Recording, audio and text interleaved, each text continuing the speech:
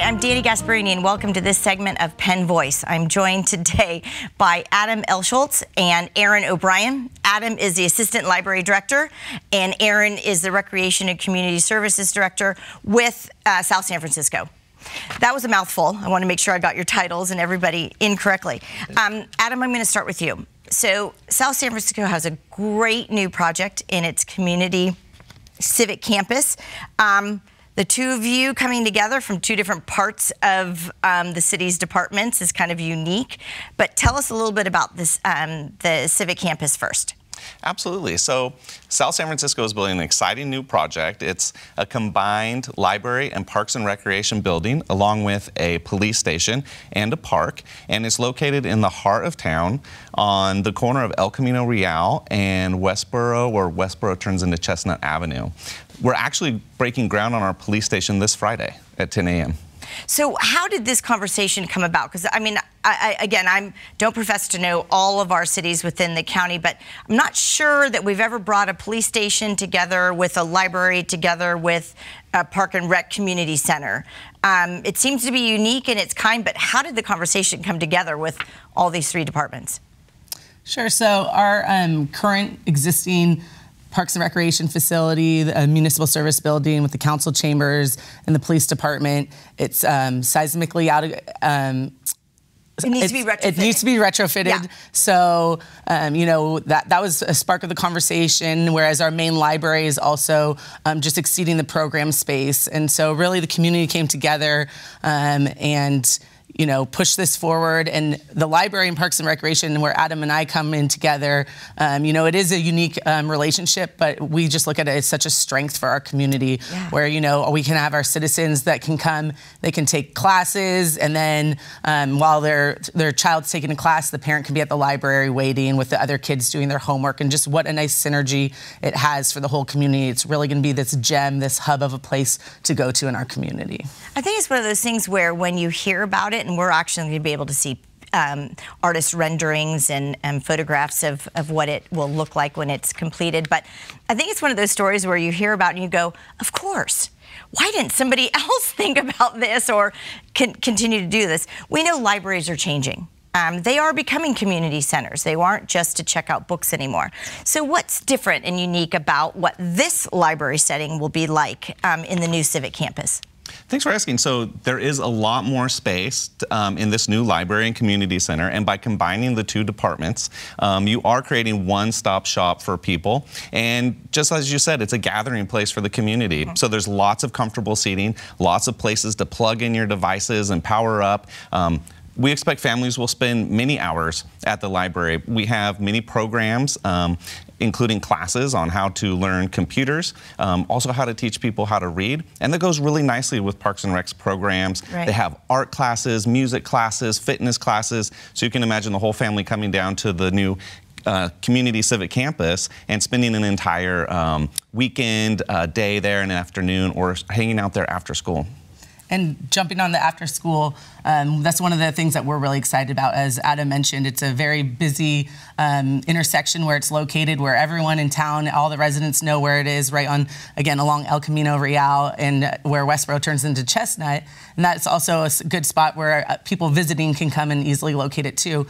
But what is really unique is that it's located right in the middle of our two high schools in town. So the high schools and the community civic campus are connected through a Centennial Trail, which is actually a Class 1 trail for bike and pedestrians. So you can imagine after school, we'll have our adolescents will be on their walking or on their bikes and scooters, you know, taking the trail and really having a place to go, whether it's for classes or just a community area that feels like their own, all right in one hub right there. Right, and because it's on El Camino, public transportation is an easy arrival and departure as well. So it makes it very accessible to the non-car population, which is great, I know, for most communities. I love the idea of, I think, having a police substation there, or your police headquarters there as well, because it makes for kids especially who aren't necessarily exposed to police stations, it makes it feel like it's a friendly environment where it looks like a resource and not a detention center.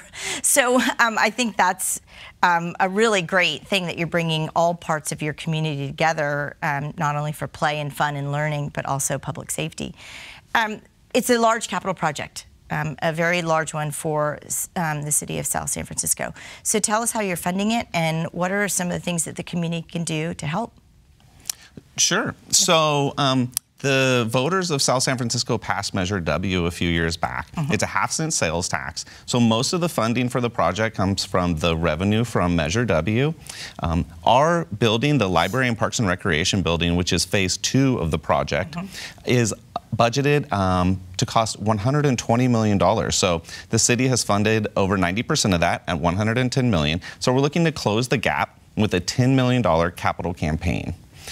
So people are able to contribute to the campaign through the website at www.ssfgives, as in South San Francisco, ssfgives.org. And we'll make sure that that gets placed up on the website too, or as people are listening to this conversation, so they know exactly where to go. All right, thank you. And they don't have to remember to run to that piece of paper.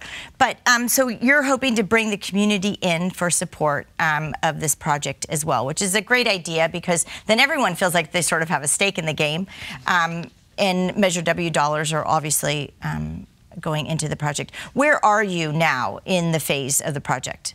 So as far as the phase, we are at phase 1, as Adam mentioned, is the police groundbreaking. So that is beginning this week, which we're really excited about. We hope to get a lot of community members out there. And then phase 2, so we are trying to, as Adam mentioned, fill that $10 million gap. And we are looking to do so by June of 2020 because at July it will be going out for construction bid. So we're trying to get all those pieces in place prior to that. So we're looking at June 2020 for the funding to close that $10 million gap. Right.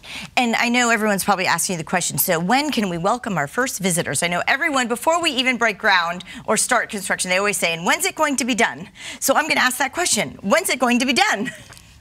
Well, the schedule is for late 2022, early 2023 opening. We have our groundbreaking planned for the end of this year, and so about a 2-year construction time before we're able to open the doors on our new Library and Parks and Recreation building. Right. And just to put you on the spot, what are some of the things that are be uniquely different about this building, in addition to being a combined program space? So I think, as you mentioned, that is one of our strengths, is just how the community will have this one hub.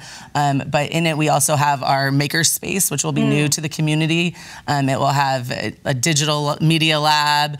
It will have a program room. So you can imagine, you're learning these one-offs from like a library instructor, and then you bring in maybe a little bit more seasoned instructor if you want to further that and take a few more classes. But that whole space in general is going to be, a really valued asset, and it's just a little bit more mindful of the program spaces. So a lot of them are still, you can really do multiple things in them. You can have classes, but you can also have an event. So the spaces are a little bit more mindful in that maybe there's a music room where you can take a music class, but at the same time, maybe in the day, if it's not being used for a music class, it's a nice area to have a study space, or maybe for the entrepreneur can take a phone call and do a conference call in there. So they're really still multifaceted, but they're a little bit more purposeful in their design. Right. I can also add too that we will have a teen zone. So that's a new space just for the teens after schools, which is really important, especially being so close to those 2 high schools.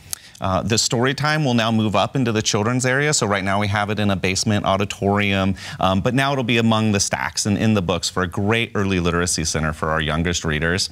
And also the study rooms that Erin mentioned. Right now we only have 1, but it'll be up to 8 meeting and study rooms available for the public. So it sounds like we're hoping that, one, people understand the excitement and the and what's coming for this new space, but also, 2, how can people get involved? One of the ways was you're looking for gifts of support to fund that gap. But how else can someone get involved with the new space? So we've been doing a lot of community output and looking for what the community really is looking for. We currently are there's a survey out on our website as well, where it includes information about the park. So the park is still being developed as far as the playground area. So there's 2 different concepts there. So we're looking for the community's input on, really what they're looking for in that section as well. That's great. We just have about 30 seconds left. So Adam, what would you like to add to make sure that our viewers know? And then we're going to really encourage everyone to jump on the website and give now. Yeah, absolutely. So Erin and I were the contacts for this capital campaign. So we'll provide the contact information to get a hold of us. And we're looking for anybody to who wants to volunteer with the campaign, help with fundraising, and of course, give donations. Many people may work for an employer who matches donations, may have friends or family that work at some local companies, some businesses that may be interested in supporting this important civic project. Right. And I'm sure there's some naming opportunities involved for some of your larger size gifts. So yes, actually for the lead donors, absolutely, we would be very happy to discuss naming opportunities. We also have a donor wall that starts at just $1,000 that will be very prominent and permanently displayed alongside our community theater space that it will be in the new building. So a great gathering space where all of our donors will be honored. Yeah, so wonderful to recognize people for their support in this great gathering space. So I want to thank you both, Adam and Erin, for joining us and telling us about this great space, this community space. I hope more communities use it as an example of how to bring all communities together in a civic space. So thank you so much for joining us. Thank you so much for having us. Look forward to the opening. Yes. We hope you all join us. All right, and we'll see all of you next time on Penn Voice.